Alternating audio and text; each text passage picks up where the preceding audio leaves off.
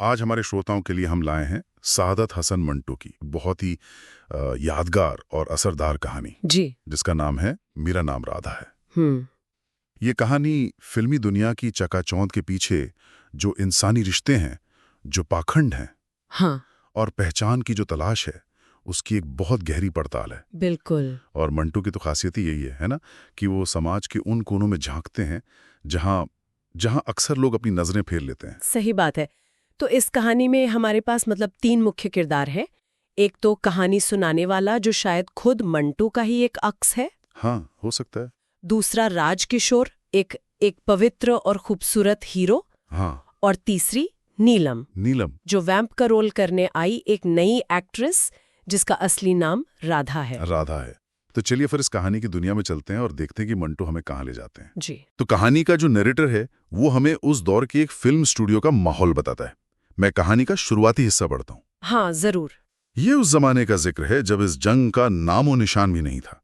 उस वक्त मैं 40 रुपए माहवार पर एक फिल्म कंपनी में मुलाजिम था। 40 रुपए महीने पर? हाँ, सुबह 10 बजे स्टूडियो गए, नियाज मोहम्मद विलन की बिल्लियों को 2 पैसे का दूध पिलाया, चालू फिल्म के लिए चालू किस्म के मकालमे लिखे और घर चले आए। वो स्टूडियो के माहौल के बारे में और भी बातें बताते हैं। जैसे मालिक हुरमुज जी फ्रॉम जी, हाँ। जो हर नई लड़की के पिस्तान टटोल कर देखता था, या फिर एक मुस्लिम रिंडी जो एक साथ डायरेक्टर, साउंड रिकॉर्डिस्ट और राइटर तीनों से इश्क लड़ा रही थी। मतलब एक अजीबी दुनिया थी वो। बिल्कुल। और इसी माहौल में फिल्म बन की सुंदरी की शूटिंग चल रही थी और अफवाह थी कि वैम्प के रोल के लिए कोई नया चेहरा आने वाला है। और हीरो का पार्ट राजकिशोर को दिया गया था। जी। और ये राजकिशोर का किरदार ये बहुत दिलचस्प है। बहुत ज्यादा। राजकिशोर रावलपिंडी का एक खुशशक्ल और सेहतमंद नौजवान था, मगर मुझे उसके जिस्म में कोई कशिश नजर न आई। वो आगे ये भी कहता है कि उसे राजकिशोर से नफरत नहीं थी, मगर वो उसे कुछ ज्यादा पसंद भी नहीं था। हाँ, और यहाँ नैरेटर एक बहुत जरूरी बात कहता है। उसे राजकिशोर की पंजाबी जबान वो बहुत पसंद थी। उसमें एक मर्दाना मिठास थी। लेकिन उसकी नापसंदी की वजह कुछ और थी। हाँ, वजह थी उसका दिखावा। मुसीबत ये है कि उसे यानी किशोर को खुद अपनी सेहत और अपने खुशशक्ल होने का एहसास था। हाँ, और वो उसकी नुमाइश करता था। बिल्कुल। वो अपनी सेहत, अपने सिंडोल अज़ा की गैर जरूरी नुमाइश के जरिए हमेशा दूसरे लोगों को, जो उससे कम सेहतमंद थे, मरूब करने की कोशिश में मसरूफ रहता था। ये बहुत सटीक विश्लेषण है। वो अपनी सेहत को एक बीमारी की तरह दूसरों पर थोपता था। सही कहा। जैसे बातें करते हुए अपने बाजू के पट्टे अकड़ाना, या फिर वो खादी के कुर्ते के बटन खोलकर अपना सीना दिखाना।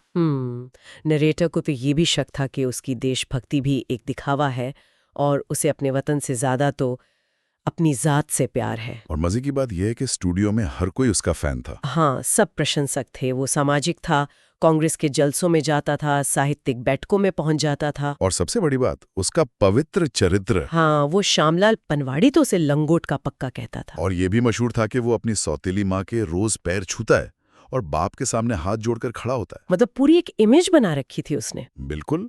लेकिन नरेटर का शक वो बना रहता है। उसे लगता है कि राजकिशोर की पूरी जिंदगी ही बनावटी है, एक नाटक है। खास तौर पर जब वो स्टूडियो की हर एक्ट्रेस को बहन कहकर बुलाता था। हाँ, नरेटर को लगता था कि ये रिश्ता बनाने की जरूरत ही क्या है। ये बहन कहना तो एक बोर्ड लगाने जैसा था कि यहाँ पेशाब करना मना है। क्या बात है। ये पवित्रता का एक कवच था जो उसने अपने चारों ओर बना रखा था। बिल्कुल। और इसी माहौल में कहानी की असली किरदार नीलम की एंट्री होती है। एक दिन खबर आती है कि वैम्प के रोल के लिए नई लड़की आ गई है। नरेटर उसे पहली बार बस एक झलक के लिए देखता है, फिर कुछ दिनों बाद मुलाकात होती है। और उस मुलाकात के बाद उनकी दोस्ती हो जाती है। तब जाकर पता चलता है कि उसका असली नाम राधा है। तो नरेटर पूछता है कि तुमने इतना प्यारा नाम क्यों छोड़ दिया? तो वो क्या कहती है? वो कहती है, ये नाम इतना प्यारा है कि फिल्म में इस्तेमाल नहीं करना चाहिए। ये एक बहुत गहरा वाक्य है। बहुत गहरा। यहीं से हमें उसके किरदार की पहली झलक मिलती है। वो बनारस की एक तवाइफजादी है, लेकिन उसके अंदाज में कोई ओछापन नहीं है। नहीं। वो संजीदा है और उसकी अपनी एक अलग शख्सियत है। नरेटर तो हैरान है कि ऐसी लड़की को वैम्प के रोल के लिए क्यों चुना गया। हाँ, जिसमें कोई तेजी तरारी है ही नहीं। बिल्कुल। और उसकी शख्सियत की एक और मिसाल तब मिलती है जब उसे वैम्प के रोल के लिए वो तंग चोली पहनने को कहा जाता है। अच्छा। वो डायरेक्टर से कहती है, अगर ये लिबास है तो मैं आपके साथ नंगी चलने के लिए तैयार हूँ।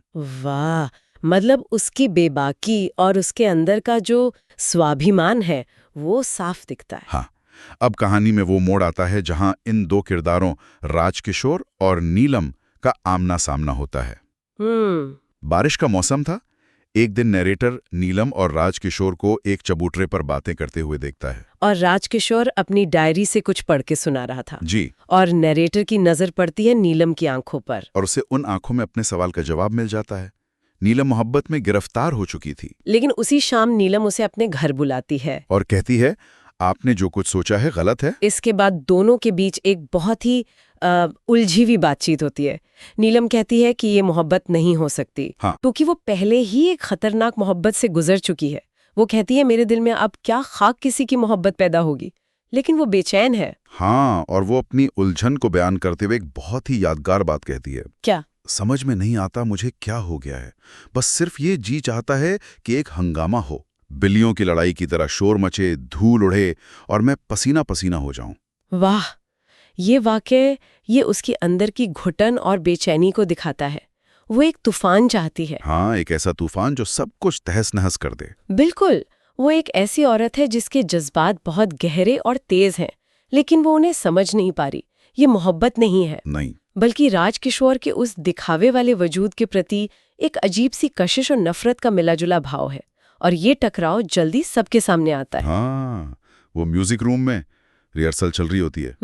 राजकिशोर अंदर आता है और सबको नमस्ते करता है, और जब वो नीलम की तरफ बढ़कर उसे बहन कहकर नमस्कार करने वाला होता है तो नीलम खड़ी हो जाती है और सबके सामने उसे टोक देती है। हाँ, कहती है, राज साहब, मुझे बहन ना कहिएगा। इस एक वाक्य से पूरे स्टूडियो में सनसनी फैल जाती है। और हर कोई नीलम को ही गलत समझता है। हाँ, वो श्यामलाल पनवाड़ी कहता है, साली का अपना मन मैला होगा, वरना राजभाई किसी को बहन कहें और वो बुरा माने। और राजकिशोर, वो अपनी डायरी में लिखता है और प्रार्थना करता है कि नीलम का दिल साफ हो जाए। मतलब पाखंड की हद है। यहाँ साफ दिखता है कि समाज हमेशा औरत को ही दोषी ठहराता है। सही बात है। नीलम ने बस एक सच बोला था, एक बनावटी रिश्ते को मानने से इनकार किया था, लेकिन उसे ही चरित्रहीन मान लिया गया। इसके बाद एक और घटना होती है। फिल्म का एक सीन शूट होना था। हाँ, जिसमें राजकिशोर को नीलम का हाथ चूमना था। तो नरेटर को लगा कि अब कुछ होगा। हाँ, शायद नीलम उसे थप्पड़ मार देगी। लेकिन राजकिशोर, वो तो बड़ा चालाक था। उसने बड़ी चालाकी से सीन किया। क्या किया उसने?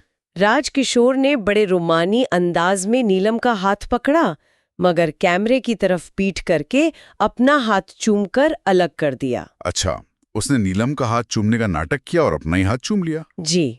और इस बार भी नीलम खामोश रहती है। उसके होठों पर बस एक हल्की सी मुस्कुराहट होती है। वो शायद राजकिशोर के पाखंड की गहराई को समझ रही थी। हाँ, लेकिन बाहर श्यामलाल पनवाड़ी इस कहानी को ऐसे सुनाता है जैसे राजकिशोर ने गंदी औरत को चूमने से इनकार करके कोई महान काम किया हो। राजकिशोर का पाखंड अब और बढ़ता जाता है। कहानी का जो सबसे तकलीफदेह हिस्सा है वो तब आता है जब नीलम को मलेरिया हो जाता है। और वो बहुत बीमार होती है। बहुत ज्यादा। एक दिन राजकिशोर अपनी पत्नी शांति के साथ उसके घर आता है। और बहाना क्या बनाता है? कि आज रक्षाबंधन का त्योहार है। हाँ। कहता है, नीलम बहन की खैरो आफियत भी पूछाएंगे और उनसे रक्षा भी बंधवाएंगे। और फिर वो अपनी पत्नी से कहता है कि बीमार नीलम के चेहरे पर मेकअप करे। हाँ, क्योंकि खुशी का मौका है, बहन बीमार बनकर रक्षा नहीं बांधेगी। जी, ये बहुत ही क्रूर दृश्य है। बहुत। वो एक बीमार कमजोर औरत पर अपनी मर्दानगी और अपनी तथाकथित पवित्रता का प्रदर्शन कर रहा है। वो उसे बहन बनाकर उसके औरत होने के वजूद को, उसकी इच्छाओं को कुचल देना चाहता है। और नीलम एक पत्थर के बुत की तरह ये सब सहती है। उसकी मुस्कुराहट एक खामोश चीख जैसी थी। और वो राजकिशोर की कलाई पर राखी बांध देती है। और राजकिशोर रस्म के मुताबिक लिफाफे में कुछ रुपए देता है, जैसे किसी रिश्ते की कीमत चुका रहा हो। उनके जाने के बाद नीलम चुपचाप लेट जाती है और राजकिशोर अपना थैला वहीं भूल गया था। जब नीलम उसे देखती है तो बस पांव से उसे एक तरफ हटा देती है। ये एक छोटा सा एक्शन है, लेकिन इसमें बहुत बड़ी नफरत और तिरस्कार छिपा है। बिल्कुल। और इस अपमान के 3 दिन बाद कहानी अपने क्लाइमैक्स पर पहुंचती है। नरेटर अपनी खोली में बैठा था कि नीलम अंदर आती है और उसकी हालत बहुत खराब थी। कैसी? उसके होठों पर गहरे सुर्ख रंग की लिपस्टिक कुछ इस तरह फैली हुई थी जैसे मुंह से खून निकल निकल कर बहता रहा हो। सर का एक बाल भी सही हालत में नहीं था। ब्लाउज के 3-4 हुक्स खुले थे और उसकी सांवली छातियों पर खराशें नजर आ रही थीं। बाप रे। वो बताती है कि राजकिशोर अपना थैला लेने आया था। उसने उसे दूसरे कमरे में बुलाया और दरवाजा बंद कर दिया। फिर वो 1 घंटे तक आईने के सामने बैठकर खुद को तैयार करती रही। और क्या कहती है? जब मैं बिल्कुल चुड़ैल बन गई तो मजबूत कदमों के साथ चलकर मैंने दरवाजा बंद कर दिया। ये चुड़ैल बनना ये बहुत सांकेतिक है। बहुत। समाज ने उसे एक दायरे में बांधने की कोशिश की, वैम्प, बहन, लेकिन अब वो उन सब दायरों को तोड़कर वो रूप ले रही है जिससे समाज सबसे ज्यादा डरता है। एक बेकाबू अपनी इच्छाओं की मालिक औरत। बिल्कुल। फिर वो राजकिशोर पर हमला कर देती है। वो उस लड़ाई का जिक्र करती है। जंगली बिल्ली की तरह मैं इसके साथ चिमट गई। बहुत देर तक हम दोनों एक दूसरे के साथ कुश्ती लड़ते रहे। मैं बहुत जबरदस्त औरत हूँ, मैंने उसे पकड़ लिया। मतलब एक हिंसक लड़ाई होती है जिसमें कोई कुछ नहीं बोलता, बस जिस्मानी ताकत का इस्तेमाल होता है। और आखिरकार वो राजकिशोर पर हावी हो जाती है। वो उसे कालीन पर एक मुर्दे की तरह लिटा देती है। फिर जो होता है वो कहानी का सार है। हाँ, इतना हाँपते हुए भी मैंने इसके कुर्ते को चिंदी चिंदी कर दिया। उस वक्त मैंने इसका चौड़ा चकला सीना देखा तो मुझे मालूम हुआ कि वो बकवास क्या थी। वही बकवास जिसके मुताल्लिक हम दोनों सोचते थे और कुछ समझ नहीं सकते थे। उससे राजकिशोर के उस खूबसूरत जिस्म को देखकर अपनी उस बेचैनी का मतलब समझ आता है। वो उसे काटना शुरू कर देती है और आखिर में जब मैंने इसके होठों से अपने लहू भरे होंठ पैवस किए और उसे एक खतरनाक जलता हुआ बोसा दिया तो वो अंजाम रसीदा औरत की तरह ठंडा हो गया। इस एक बोसे से उसने सारा हिसाब बराबर कर दिया। बिल्कुल। उसने राजकिशोर की मर्दानगी का सारा घमंड तोड़ दिया और उसे एक अंजाम रसीदा औरत की तरह बेजान कर दिया। और इस हिंसक क्रिया के बाद उसे राजकिशोर से नफरत हो जाती है और वो सीधी नैरेटर के पास चली आती है। अपनी कहानी सुनाने के बाद वो एक मुल्दे की तरह खामोश हो जाती है। नैरेटर डर जाता है। वो उसे बार बार पुकारता है। आखिरकार वो होश में आती है और जाते जाते सिर्फ एक वाक्य कहती है। एक ऐसा वाक्य जो पूरी कहानी का मतलब बदल देता है। वो कहती है, सादात, मेरा नाम राधा है। ये रोंगटे खड़े कर देने वाला है। बिल्कुल। नीलम वो नाम था जो फिल्मी दुनिया ने उसे दिया था, एक वैम्प की पहचान। बहन वो पहचान थी जो राजकिशोर उस पर थोपना चाहता था। हाँ, लेकिन इस आखिरी लड़ाई के बाद उसने अपनी असली पहचान वापस पा ली है। वो अब राधा है। एक ऐसा नाम जिसे वो पवित्र मानती थी, जिसे उसने दुनिया की गंदगी से बचा कर रखा था। और अब वो खुद उस पवित्रता के लायक बन गई है, क्योंकि उसने अपने ऊपर लगे हर दाग को धो दिया है। तो ये कहानी सिर्फ एक बदले की कहानी नहीं है। नहीं। ये अपनी पहचान को वापस हासिल करने की कहानी है। हाँ। एक औरत की कहानी जो समाज के पाखंड और मर्दानगी के खोखलेपन को तोड़कर अपने वजूद को फिर से पाती है। यही तो मंटो की कलम का जादू है, जो इतने कम शब्दों में इतनी गहरी बात कह जाते हैं। बिल्कुल। और ये कहानी आज भी उतनी ही प्रासंगिक है। सही बात है।